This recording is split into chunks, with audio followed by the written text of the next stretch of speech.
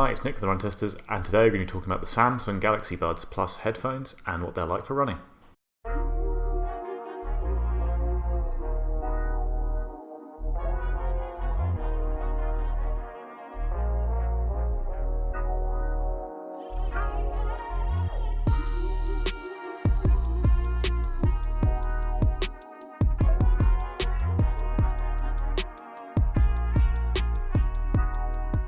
Start with the price of the headphones. Their RRP is £159 in the UK and $149.99 in the US, which is a slightly odd conversion, but actually generally they're a lot cheaper than that in the UK. Samsung currently has them reduced to £129 and they're usually actually found somewhere for £100 or even less. They are in-ear buds with kind of touch controls on the outside. They come in 5 colours and they sit in the Samsung range below the newly launched Buds Pro, which are kind of over £200. They have active noise cancellation, which with a much higher waterproof rating, which is important because we're going to talk a lot about waterproof rating in this video. There's also the Samsung Galaxy Buds, the predecessor to these. The main improvement is battery life. It's 11 hours on these, up from 6 on the Buds. It's a really considerable improvement. There's also the Samsung Buds Live, which are the kind of weird kidney bean shaped ones. They're very comfortable, but they're not really designed for sports. They don't sound fantastic either. It's quite a weird design. We're not going to talk about them anymore. It's all about the Buds Plus from now on in. So the Buds have an in-ear design with kind of like a bulbous section that houses all the tech for the kind of sound and the battery life. They're pretty lightweight, they're 6.3 grams each, and they have a really secure and comfortable fit, I found. You get 3 sets of in-ear tips in the box, along with 3 sets of wingtips. The wings are quite small, but I found that with the largest wingtips, kind of normal in-ear, they sat very securely in my ear for running, even on kind of sweaty indoor runs on the treadmill. And they were actually really comfortable as well to wear for kind of long periods, which I don't always find with in-ear buds. I find that they sometimes make my ears sore, or that they will squirm loose during a run. Didn't have either of those problems with these headphones. I was really impressed on the fit front. There's no active noise cancellation on the headphones, but you do get kind of passive noise cancellation from the in-ear design, obviously. And there's an ambient sound setting that you can set up in the app. There's kind of 3 levels to choose from in terms of how much external noise you want to allow in. Right, onto the waterproof rating, which is quite a big deal here. They are rated IPX2, which is lower than I would look for in sports headphones. These are obviously designed more as kind of general lifestyle headphones, but a lot of people would want to use them for their exercise as well. IPX4 headphones like the AirPods, Beats, Power Beats Pro, I've used for a long time when I'm running. Never had any problems, with rain or anything like that. IPX2 means they're kind of rated to withstand dripping water, but not splashing or spraying water. I haven't had any problems. I've used them in the rain. I've used them for sweaty workouts, but it would be something I'd worry about maybe with long-term use potentially. Controls and headphones are kind of a touch panel on each one. The first 3 controls are the same on both sides. You can play pause with 1 touch, kind of skip forward with 2 and skip back with 3. The 4th control, on each side you can set up to be different in the app, so you can do things like hold on one side to raise the volume and hold on the other to lower the volume, or you can use the hold setting to turn kind of the ambient sound off and on, which is what I tended to use. Ambient sound is pretty good on this. I only ever needed the lowest level, letting in even when in busy roads or kind of using them indoors and I want to hear maybe the instructions on a spinning session whilst also listening to music. That's quite a handy little thing to have available on the headphones, though that will mean you can only choose one of the volume settings, which obviously a lot of people want to use. That said, there is also in the app a kind of Samsung's Labs kind of experimental area, allows you to add a volume control by kind of double tapping on the corner of the headphones.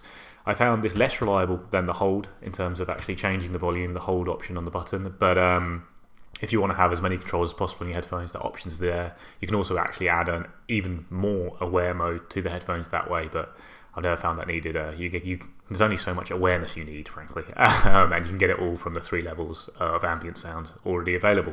Another thing that you can do in the app, which I love on sports headphones, is you can block all touches. You can turn off all the touch controls, which I find really useful because if they are moving around a little bit in the ear and you want to adjust them, it's very easy just to set off the controls. So yeah, quite a big fan of that being available in the app. Onto the battery life, which is truly fantastic on these headphones, given their size. It's 11 hours in each bud, which is loads. They're very small in-ear buds. Normally, traditionally you only get kind of 5 hours out of them. Even the kind of best ones around the 160 pound mark, you're often only getting up to like 7.5. So yeah, that's really impressive. The case only adds another 11 hours, which is actually a little bit disappointing for kind of 22 hours overall. But the case is very small. very easy to slip in a pocket. That's quite useful, and you can get 3 hours of battery life onto the buds from just 10 minutes in the case, which again is a very handy quick charge feature to have. So the sound on the headphones is powered by AKG, who kind of look after the sound side of things for all of Samsung's headphones. There are a couple of drivers in each headphone, and in general, the sound is really good. If you're looking at their RRP of kind of around £160, the sound's kind of up there with what you're getting from things like the Jaybird Vista, the Jabra Elite Active Ranger headphones. Maybe they're slightly better, but it's pretty impressive, the stuff on these headphones. Doesn't look out of place at all at that price point, which means that actually when they come down to near 100, 130, it's really good sound. It's better than most of the stuff you're getting down there. The in-ear fit is comfortable and kind of blocks out external noise and makes for a better sound experience.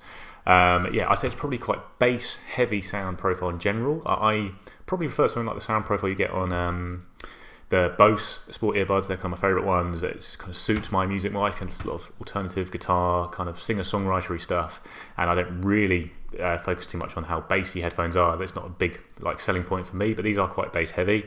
There are 6 kind of EQ settings in the app you can choose. There's even an option to turn up that bass even more if you want to, but I found that the dynamic and the kind of clear EQ modes are much more to my preference. But there is kind of something for everyone there, and you can change it very easily in the app. And I'd say the sound is really quite good. I'd say definitely if you are finding them for under £100, that's fantastic for the sound quality that you're getting here. I've really enjoyed using the Samsung Galaxy Buds Plus for my running. I find that they're very comfortable and very secure in the way that they sit in my ear, whether I'm wearing them under a headband or a hat or just by themselves. I haven't had to constantly adjust them on the run, which I often do with in-ear buds, and generally been very impressed with how they performed. It does block out quite a bit of external noise, which I do like. Often, I don't really worry too much about awareness, and I'd rather have kind of all those external noises blocked and get a better kind of sound through the close fit of the in-ear bud. But there is that ambient sound setting, which is handy to have. Using the touch controls on the run is fiddly. It's not more or less fiddly than you find with other touch controls. I often prefer actually a physical button, just because you've clicked it then. But it's not a huge problem. To be honest, a lot of the time I will set up my music or podcast at the start of a run, and then I'll just turn the block touches on, because I'd rather not have to worry about it being activated on the headphones from then on. Nearly always I don't have to adjust it again, but if I do, I can always do it on my phone. So I really like having that feature available.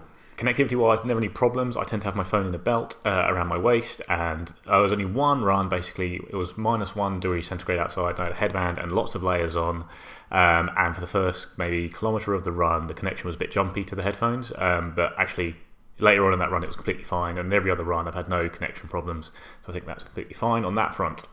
So it's all really, really good news. They're very, very good headphones, but when I was running in the rain, there was always a kind of, oh god, am I going to break these? Is IPX2 enough? And that is going to be a big problem with these headphones if you are buying them predominantly to use for sports purposes.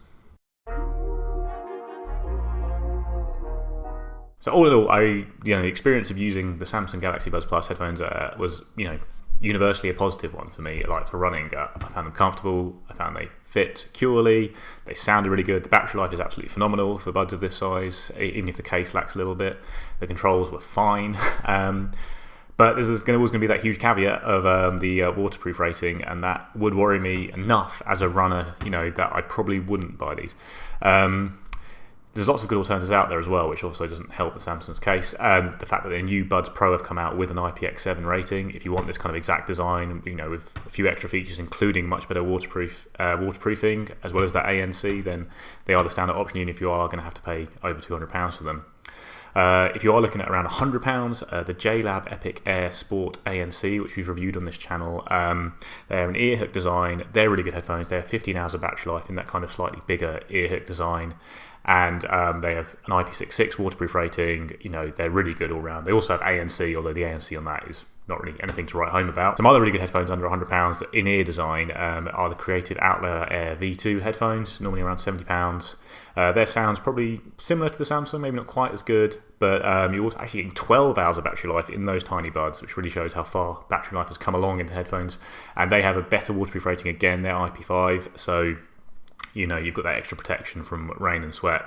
I will say with the Creatives, the fit's not quite as good as on the Samsung. I found that I would have to adjust them a little bit on the run, so that is a really strong selling point of these Samsung headphones is how good the fit is on them, I found. Then if you're looking at them at the RRP of around £160, then you are really hitting a sweet spot of some fantastic headphones. The Jaybird Vistas there, the Jabra Elite Active 75T, 85T coming are all kind of around there. The Beats Powerbeats Pro are often down to that price if you want a truly wireless ear hook design. So they might not have the battery life of these Samsung headphones, but they obviously got a much better waterproof rating. They're as good at sound. The fit is just as good.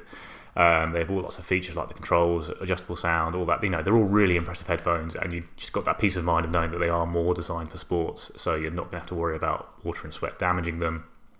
Then my actual favourites probably still are the Bose Sport earbuds, which on paper aren't very good. Their battery life's not very good. They don't have very good features, but the fit is my favourite. It's so comfortable, so secure. The sound is really, really good, and to my tastes, they're kind of more 170, 180, but and you're paying for stuff, you're paying for that fit, really, I'd say, with Bose, but it is very, very good. Overall, if these were IPX4, I'd be recommending them, no problem at all. If you get them near £100, they're a fantastic bargain. The battery life's incredible, the fit's really good. You do worry a couple of months down the line of running in the rain constantly. I do live in the UK, after all. Or, getting very sweaty in your workouts. You just start to worry about it a little bit. People have used them long-term for running. I do know that. If you are buying a set of headphones predominantly for running, I'd probably, for the extra peace of mind, go for a set with a higher waterproof rating than the Buds Plus. As impressive as they are, just, because I'd worry about rain and sweat damage in the long term.